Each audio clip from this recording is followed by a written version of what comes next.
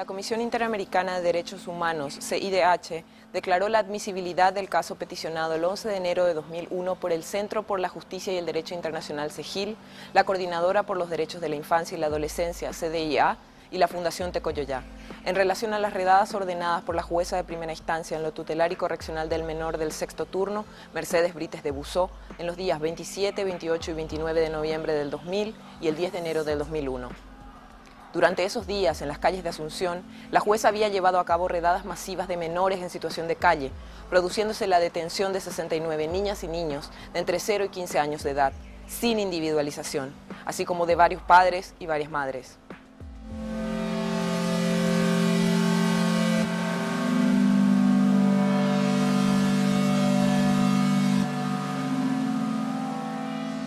En el momento de las redadas, niños, niñas, adolescentes, madres y padres se encontraban en la vía pública realizando diversas actividades de subsistencia.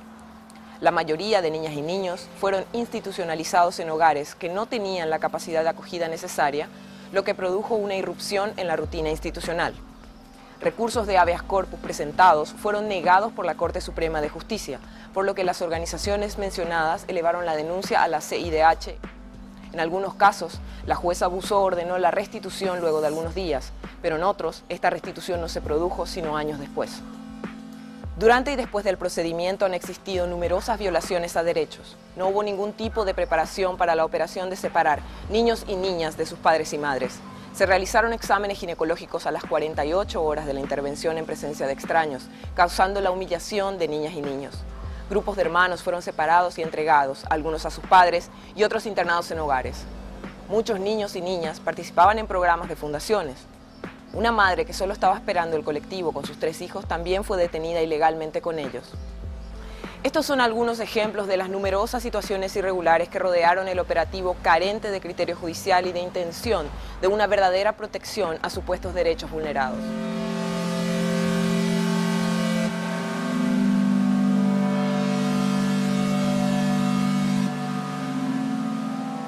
Se ha propuesto al Estado paraguayo abrir un proceso de solución amistosa y se ha realizado la primera audiencia en Washington, Estados Unidos, el 24 de octubre de 2008. La audiencia fue positiva, habiéndose solicitado varios puntos de reconocimiento público de reparación a las víctimas, capacitación a jueces y operadores del Poder Judicial, acciones de regularización de la situación de niñas y niños en hogares de abrigo. En el año 2009 se inicia el proceso de solución amistosa del emblemático caso de Cristina Aguayo contra el Estado paraguayo. Otro éxito de la lucha emprendida por CDIA y CEGIL en su camino hacia la reivindicación de los derechos de estos niños y niñas fue la declaración oficial en el mismo año de Abrazo como programa emblemático del gobierno para la atención de niñez en calle. El 16 de agosto de 2011 se firma la solución amistosa del caso Aguayo, estableciendo un precedente invaluable en la restitución de los derechos de los afectados por las redadas en los años 2000 y 2001. Los afectados recibirán una disculpa pública del Estado paraguayo y una indemnización monetaria por las vejaciones a sus derechos y la separación de sus familias.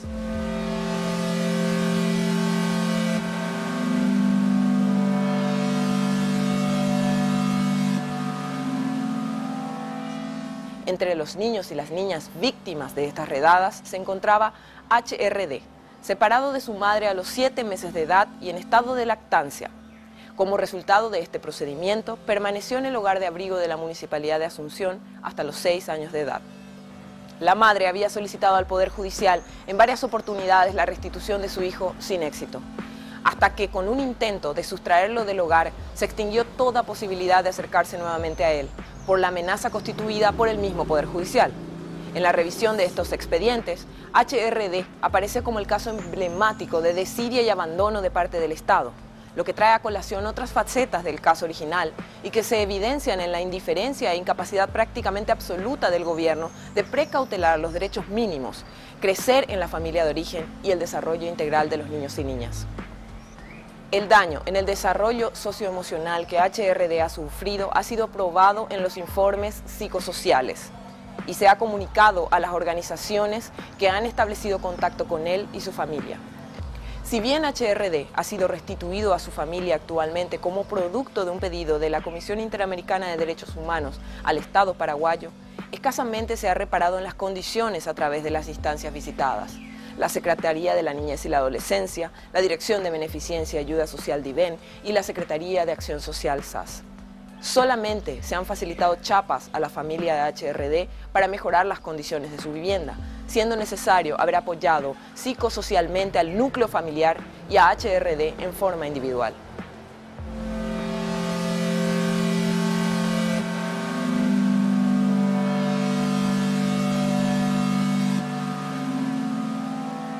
¿Cómo vivieron después de las redadas?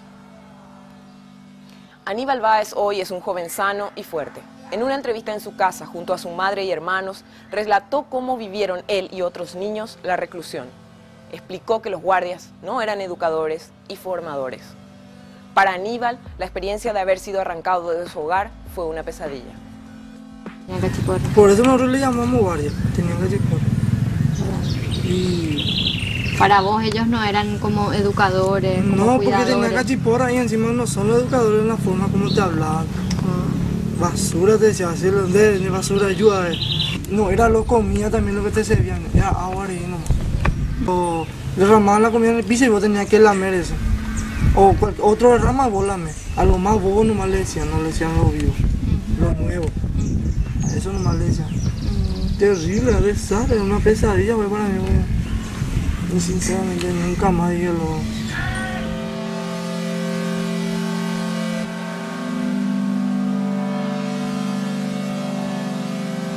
¿Qué quieren los afectados? María es la madre de Juan Ferreira, uno de los niños recluidos luego de las redadas del año 2000-2001. Sobre la indemnización que recibirán, ella solo habla de la educación que necesita Juan para alcanzar realmente una mejor calidad de vida. Lo que yo digo, creo que si es que este sale para que él también pueda estudiar, si es que él quiere, ¿no? Ojalá. Alguno quiere estudiar enfermería, otro sí quiere doctora, eso es muy difícil, yo si uno es pobre, yo digo, ¿verdad? Y con la ayuda de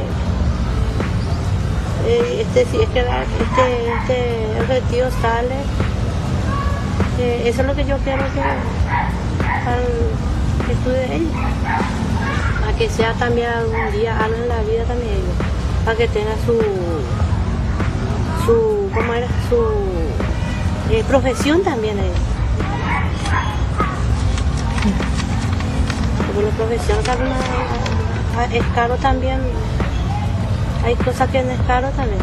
Por ejemplo, eso como me pide mi hija, yo quiero mamá estudiar doctora para doctora, es difícil para nosotros.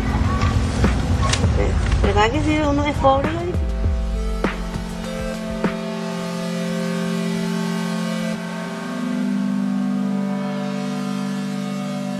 Lourdes Barbosa, del Centro de Estudios en Derechos Humanos, Niñez y Juventud, CENIJU, relata los detalles de las redadas y todo el proceso de lucha para reivindicación de los derechos de los niños, niñas y familias afectadas en este procedimiento.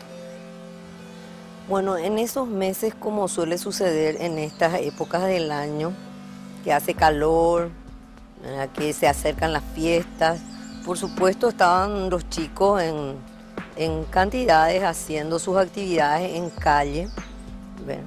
Y la ciudadanía generalmente ante esas situaciones, ¿verdad?, reacciona sensibilizándose, pidiendo que actúen los órganos públicos, ¿verdad?, y que den respuesta a esa población infantil que de algún modo nos toca el alma, ¿verdad?, a todos los transeúntes, ¿verdad?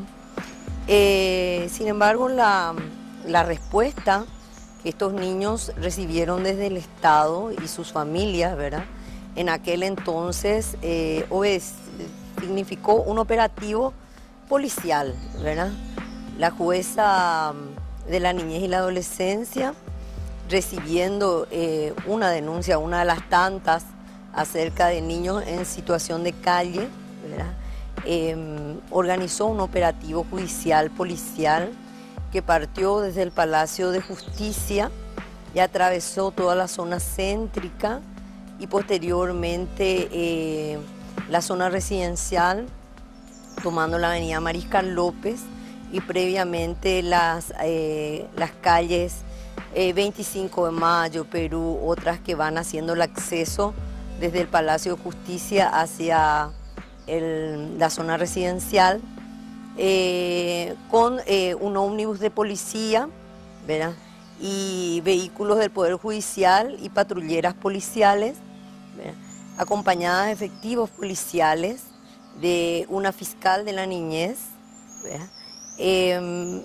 Y fue recorriendo todos estos puntos en calle, ¿verdad? Puntos donde están semáforos, donde hay familias realizando actividades, y procedió a retirar violentamente a los niños de los brazos de sus madres, a las madres alzar en los ómnibus, mandarles detenidas en el ómnibus policial, ¿verdad? Todo esto con forcejeos de parte de los policías y con unos niveles de violencia muy terribles.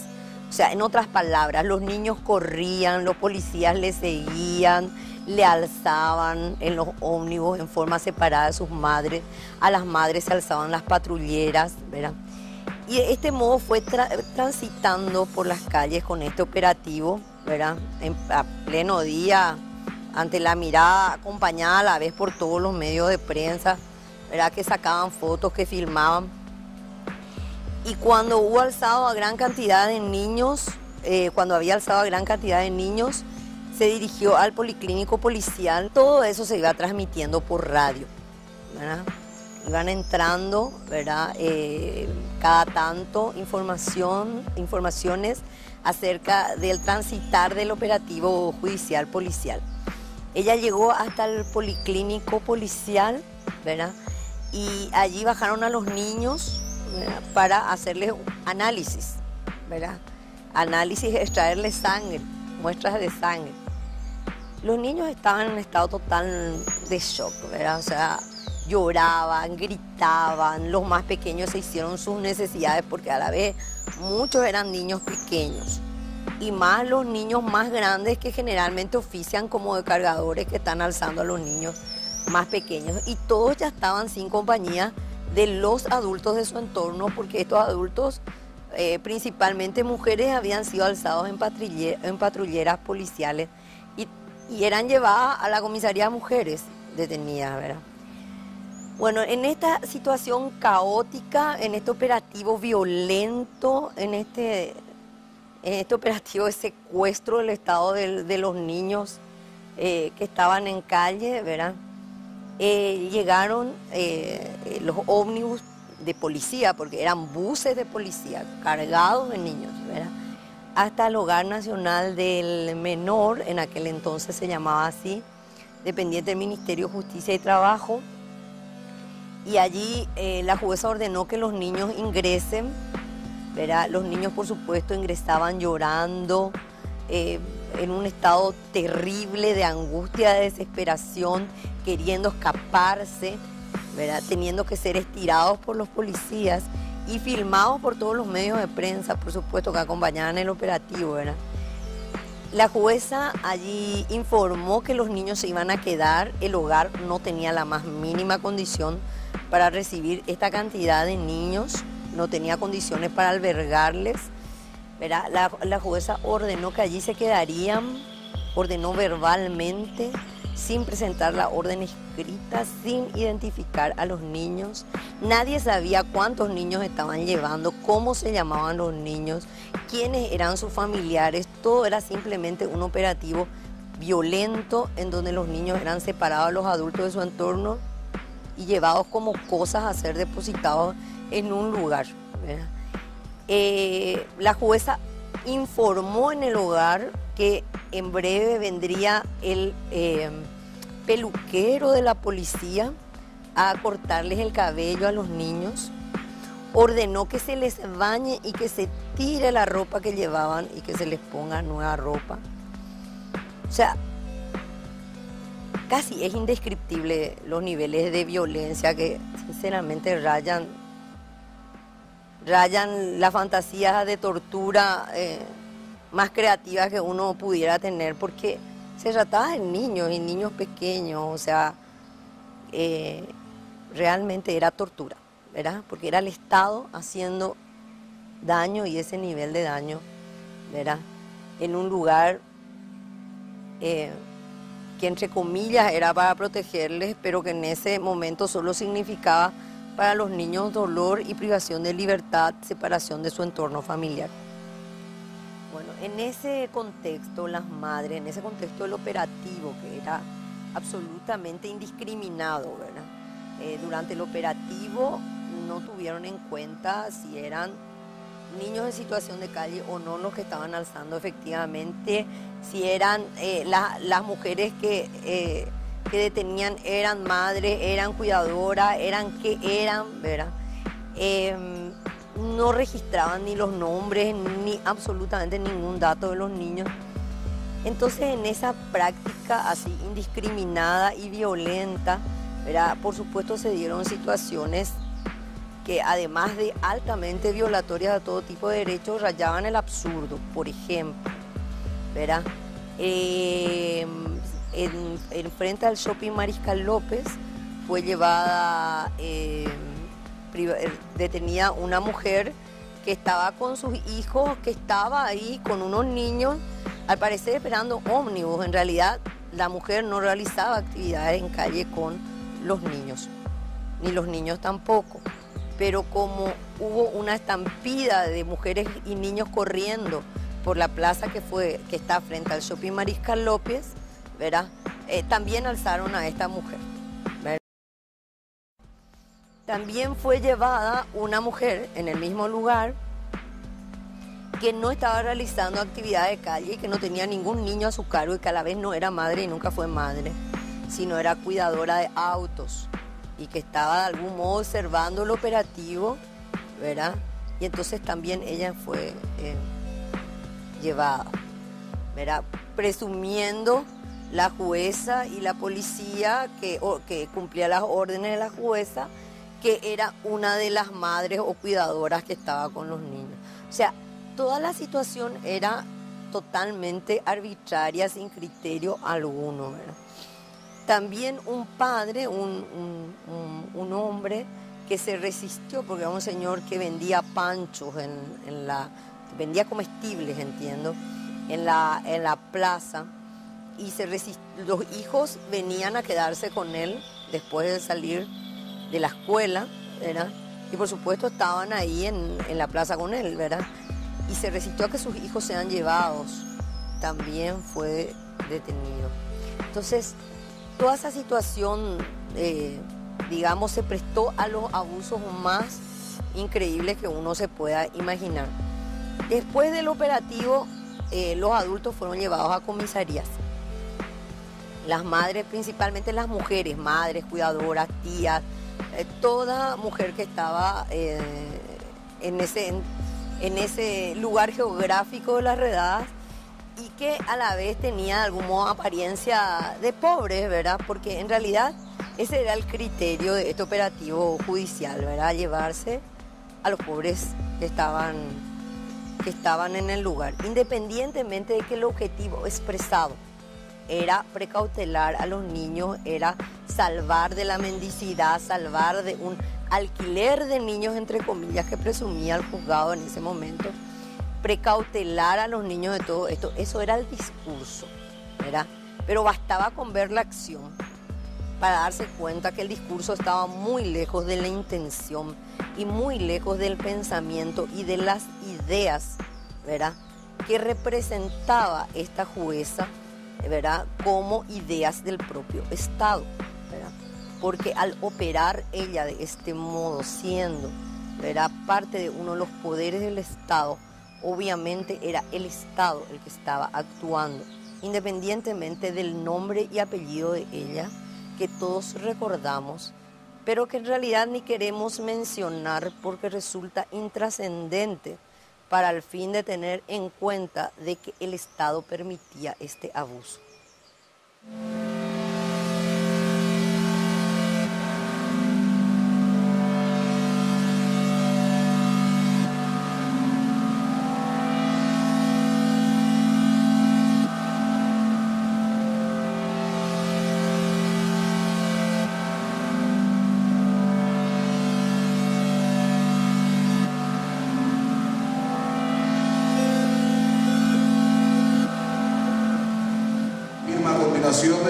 señora secretaria de la Niñez y Adolescencia, doña Liz Cristina Torres Herrera.